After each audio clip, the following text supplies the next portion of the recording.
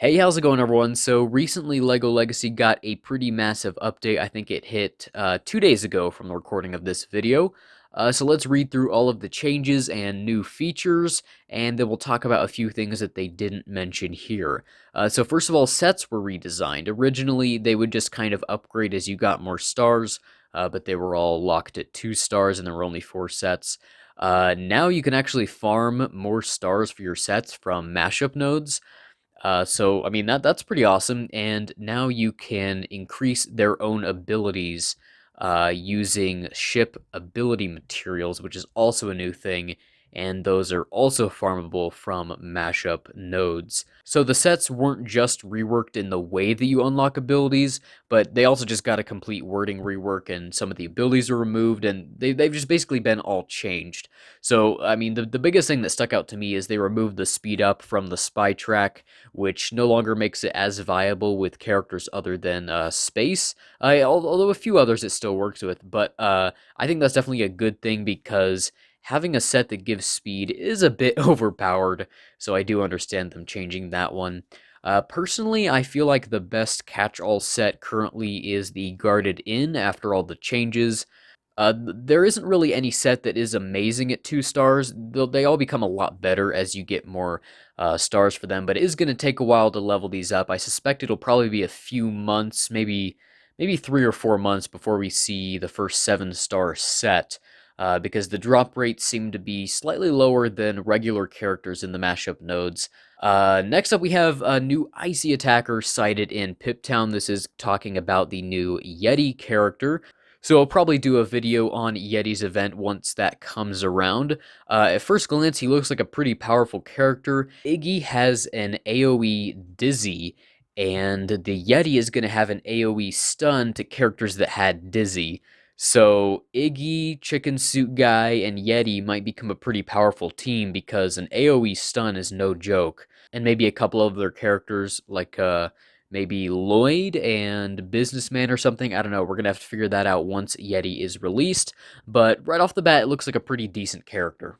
Now you can also do a max loot, which will do all of the attempts for any given node, which is pretty awesome. I would like it if we could choose like the exact amount that we could loot. Like you could choose if you wanted to do 3 or like 5 or something. But I mean, we're still in soft launch, and max is better than having to tap loot every time.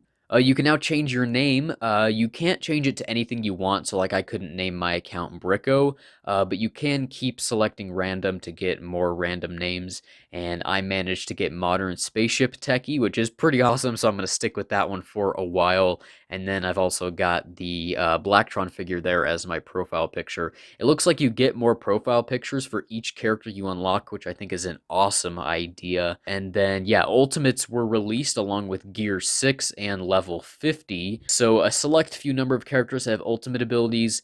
On first glance, none of them seem too overpowered, which is a good thing, but they definitely look like nice abilities. And then I assume Gear 7 and 8 and so on and so forth are going to be coming soon as well, maybe in Q1 of 2020. But for now, we're going to be stuck at 6 and level 50, and also ability levels will now count towards total hero awesomeness, which they didn't before, which was kind of weird, so that's a good fix right there. And then we got a bunch of new levels. There's a new level in Mashup and 2 new in each of the other campaign levels. As far as I can see, there are no character tiles available for any of these, but you can get the new green gear, which will help you go from Gear 5 to Gear 6. And these levels are pretty challenging. I've been able to beat a few, but they definitely are difficult without a very high-powered guild ally. Especially considering Hiker is the only Explorer character I have that's also on my Arena team. Currently in Arena, I'm using the 4 Ninjago characters with Hiker, so all the Ninjago characters are builders, so I can't use any of those guys for the Explorer campaign, so it's quite a challenge. And then there's also a new mine background, which looks pretty cool as well. And then they removed the zombie bug. I personally never encountered that, but based off of what I heard, it was pretty annoying when it happened.